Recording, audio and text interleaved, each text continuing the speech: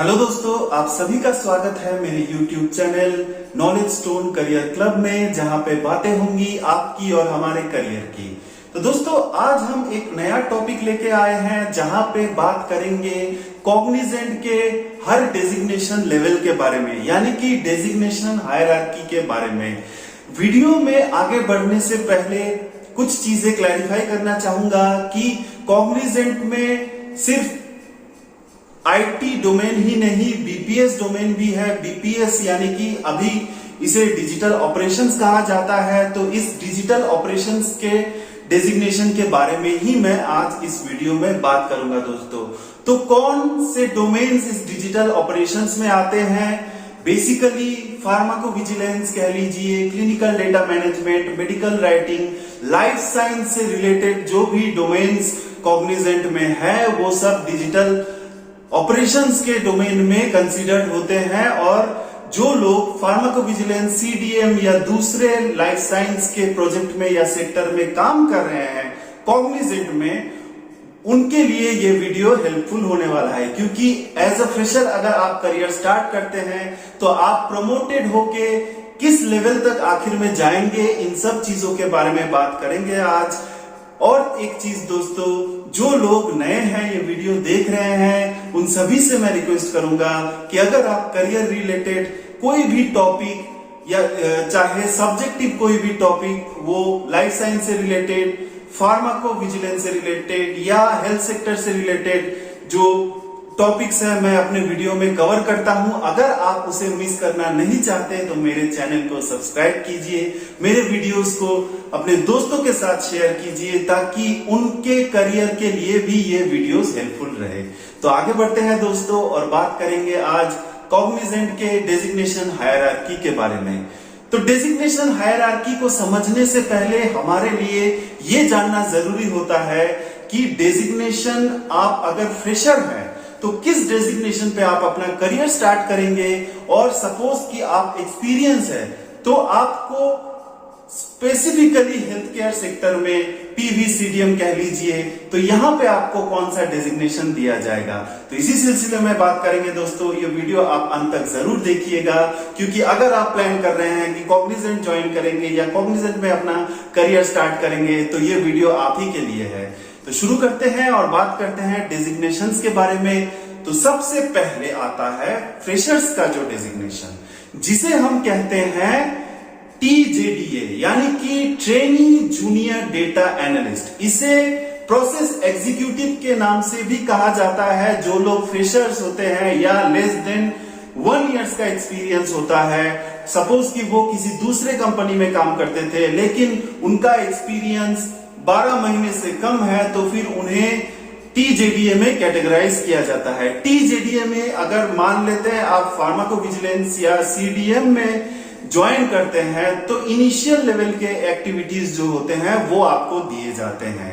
अब बात करते हैं कि टीजेडीए के बाद वाला डेजिग्नेशन क्या है, और आप अगर प्रोमोटेड होते हैं तो आपका ड्यूरेशन क्या होने वाला है टीजेडीए से जेडीए होने में। तो दोस्तों, टीजेडीए से जेडीए जो दूसरा लेवल है, जेडीए को हम सीनियर प्रोसेस एग्जीक्यूटिव का रोल कहते हैं। जो एम्प्लॉइज टीजेडीए के तौर पर अपना करियर कॉग्निजेंट में 1 साल कंप्लीट करते हैं, उन्हें टीजेडीए से जेडीए बनाया जाता है।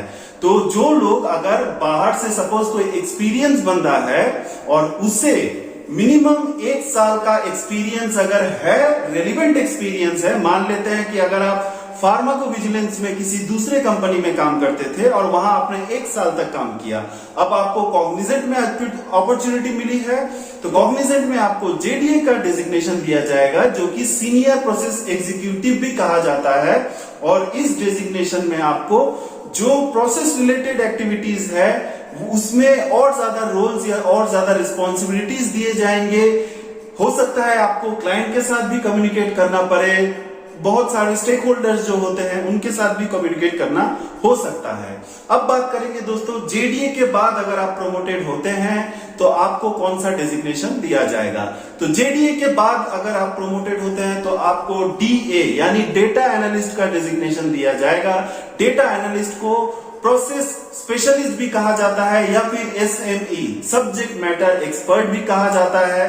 तो इस डेजिग्नेशन के लिए आपको मिनिमम, अगर आप एक्सपीरियंस कैंडिडेट हैं और कॉग्निजेंट में ज्वाइन करना चाहते हैं एज ए डीए, तो आपको मिनिमम 4 साल से 5 साल का एक्सपीरियंस या 4 से 6 साल का एक्सपीरियंस होना जरूरी है, तभी आप डीए के रोल के लिए एलिजिबल होंगे और डीए का रोल आपको दिया जाएगा। अब बात करते हैं कि डीए के बाद वाला डेजिग्नेशन क्या है। तो डीए के बाद दोस्तों आपको टीम लीड का रोल दिया जाता है। टीम लीड के पोजीशन के लिए आपको मिनिमम 6 साल से 9 साल का एक्सपीरियंस होना जरूरी है। टीम लीड के डेजिग्नेशन में आपको एक टीम दिया जाएगा, उसमें डीए, जेडीए और टीजेडीए 3 डेजिग्नेशन के लोग ही आपके अंडर काम करेंगे। आप बेसिकली प्रोजेक्ट से रिलेटेड जो एक्टिविटीज है आप अपने टीम में असाइन करेंगे। आपका भी जो भी एक्टिविटी होता है वो अपने सुपरवाइजर को या अपने ऊपर वाले डेजिग्नेशन के एम्प्लॉय को रिपोर्ट करेंगे। अब बात करेंगे दोस्तों कि टीम लीड के ऊपर वाला डेजिग्नेशन क्या होता है। तो उसके ऊपर वाला डेजिग्नेशन है टीम मैनेजर। एक मैनेजर के अंदर 2 या 3 टीम लीड काम करेंगे। वो 2 या 3 टीम लीड बाकी के टीम में जो मेंबर्स है या जेडीए, टीजेडीए या टीए, उनके सुपरवाइजर होंगे। टीम लीड टीम मैनेजर को रिपोर्ट करेंगे और team manager basically project related जो भी एक्टिविटीज या बिलिंग रिलेटेड एक्टिविटीज, इंटरव्यू, ये सारे प्रोसेस को टीम मैनेजर देखता है। अब बात करेंगे दोस्तों कि टीम मैनेजर के ऊपर वाला डेजिग्नेशन क्या होता है। तो टीम मैनेजर के ऊपर वाले डेजिग्नेशन को हम एसडीएम यानी कि सर्विस डिलीवरी मैनेजर कहते हैं। सर्विस डिलीवरी मैनेजर को प्रोजेक्ट मैनेजर भी कहा जाता है। बेसिकली प्रोजेक्ट से रिलेटेड जो भी बिलिंग हो गए या प्रोजेक्ट से रिलेटेड जो भी एक्टिविटीज हो गए, उसका ओवरऑल प्रेजेंटेशन, उसका ओवरऑल ग्रोथ, उसका ओवरऑल रेवेन्यू, सारे अपर लेवल के एक्टिविटीज को एसडीएम देखते हैं। एसडीएम को टीम मैनेजर रिपोर्ट करते हैं। हो सकता है अगर किसी प्रोजेक्ट में टीम मैनेजर ना हो तो टीम लीड डायरेक्टली एसडीएम को रिपोर्ट कर सकते हैं कॉग्निजेंट में। अब बात करेंगे कि एसडीएम के ऊपर वाला डेजिग्नेशन क्या होता है। तो एसडीएम के ऊपर वाले डेजिग्नेशन में जाने से पहले 2 चीज आपको बता दूं कि अगर आप एक्सपीरियंस है और टीम मैनेजर के लिए अप्लाई करना चाहते हैं तो आपको मिनिमम 8 to 13 इयर्स का एक्सपीरियंस होना चाहिए, और अगर आप एसडीएम के लिए अप्लाई करना चाहते हैं तो आपको 10 to 15 ईयर का एक्सपीरियंस होना चाहिए। तो इसी बेसिस पे उसके बाद जो रोल्स है, यानी कि जो एसडीएम के ऊपर वाला जो रोल होता है उसे हम कहते हैं डीजीएम यानी कि deputy general manager. Deputy general manager के एक्टिविटीज मुझे नहीं पता क्योंकि मैंने इस रोल के बारे में इतने डिटेल्स में मुझे आइडिया नहीं है। तो दोस्तों एसडीएम के बाद जो डेजिग्नेशन आता है उसको हम कहते हैं डिप्यूटी जनरल मैनेजर। तो डिप्यूटी जनरल मैनेजर जो हायर लीडरशिप होते हैं, जो प्रोजेक्ट के रिक्वायरमेंट्स होते हैं, वो एक प्रोजेक्ट नहीं, वो बहुत सारे प्रोजेक्ट को मॉनिटर करते हैं, बिलिंग डिटेल्स लेते हैं, रिपोर्ट्स लेते हैं, क्लाइंट के साथ अगर डिस्कशन है तो उस डिस्कशन में इन्वॉल्व होते हैं।